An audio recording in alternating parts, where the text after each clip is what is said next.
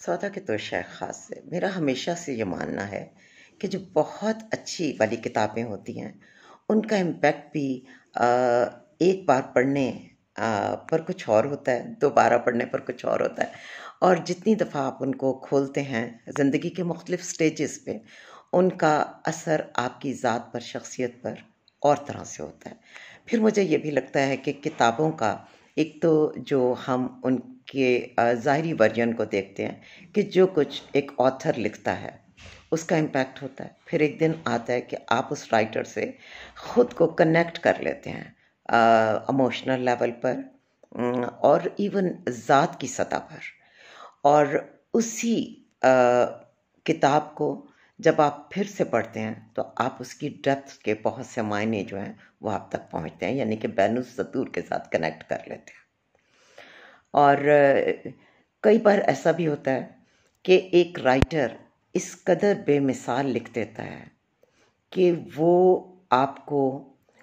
اس پوری تاریخ کا، اس پورے سلسلہ در سلسلہ قصے کا ایک زندہ حصہ بنا دیتا ہے، اور آپ کو لگتا ہے آپ تو وہیں موجود تھے۔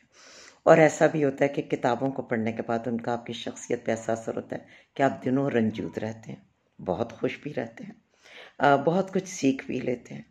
آپ کی دعائیں جو ہیں ان میں بہت کچھ آپ سیکھتے ہیں، اور آپ کی دعائیں مانگنے کا ڈھنگ بدل جاتا ہے۔ پھر یہ ہے کہ آپ ان کے لیے بھی دعائیں کرتے ہیں جن کے لیے شاید کوئی دعا کرنے والا نہیں ہے۔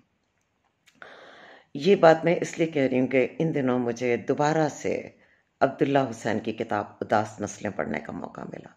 یہ بنیادی طور پر ناول ژانر ہے، اور یہ ایک ایسی کتاب ہے جس نے عبداللہ حسین کو اردو ادب میں زندہ جاوید کر دیا۔ آلدو ان کا بہت سا زبردست کام ہے، بہت شاندار شخصیت، بہت کمال کا لکھا، بہت ہی کمال فکر اور معاملات کے حوالے سے بڑی گہری نظر۔ لیکن اداس نسلیں کو میرا خیال ہے کہ میں دوسری بار فور شور پورا پڑھا ہے، اور تیسری بار شاید اس کا بیشتر حصہ۔ تو اس کتاب نے اس بار جو میرے دل پر اثر کیا، لازمی بات ہے کہ اسٹوڈنٹ لائف میں پڑھنا اور آج نصف صدی کی جو عمر ہو گئی ہے، اس کے تجربات کے بعد ایک کتاب کو پڑھنا بہت فرق، انسان کی سوچ بہت فرق ہو جاتی ہے، وقت ہمیں تبدیل کر دیتا ہے۔ تو دعا میری کیسے تبدیل ہوئی کہ مجھے یاد ہے جب میں نے شہرت بخاری کی کتاب، ان کی آٹو بایوگرافی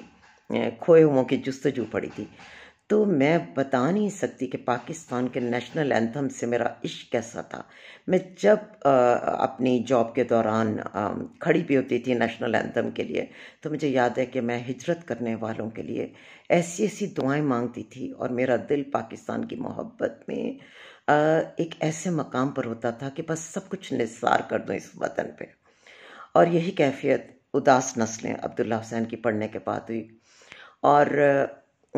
ہجرت کی جو تباہی ہے وہ تو یہ کہتی ہے کہ آپ کسی سیاستدان کی بات نہ سنیں، کسی سیاسی تحریک کا حصہ نہ بنیں۔ زندگی اس قدر تباہ ہوتی ہے سیاستدانوں کی نہیں، وہ جو قربان ہو جاتے ہیں، اور بڑے لوگوں کو فرق نہیں پڑتا، لیکن جو کمزور عام بندہ ہوتا ہے وہ ڈوب جاتا ہے۔ ایسا نہیں کہ سارے بڑے بچ جاتے ہیں، کچھ وہ بھی نقصان اٹھا لیتے ہیں، لیکن کتابوں کو جب ہم پڑھتے ہیں تو ہم دعاؤں کا بھی کرینہ سیکھ لیتے ہیں۔ مثلا اداس نسلیں کے وہ سارے کردار یقیناً عبداللہ حسین اس دور کے ہیں، انہوں نے بہت کچھ دیکھا ہوگا، بہت کچھ سنا ہوگا۔ 1956 میں جب انہوں نے یہ ناول لکھنا شروع کیا ہوگا اور 61 میں کمپلیٹ کیا ہوگا، تو اس وقت وہ ہجرت اس سارے دکھ کو اپنے اندر تک جذب کر چکے ہوں گے، ان کے خلیے، ان کے دل، ان کی روح کو تک اتر گیا ہوگا، تبھی یہ ناول اتنا پرفیکٹ ہے۔ اور آپ جب ہجرت کی اذیت، اس میں ہونے والے جانی، مالی، اخلاقی، جذباتی نقصانات کا احاطہ کرتے ہیں، تو آپ کو لگتا ہے کہ بس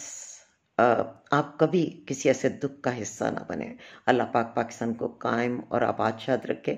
میں ضرور یہ چاہوں گی کہ میں اداس نسلیں جو عبداللہ حسین کا بہت خوبصورت ناول ہے، اس پر کچھ چھوٹے چھوٹے ویلاگز کر سکوں۔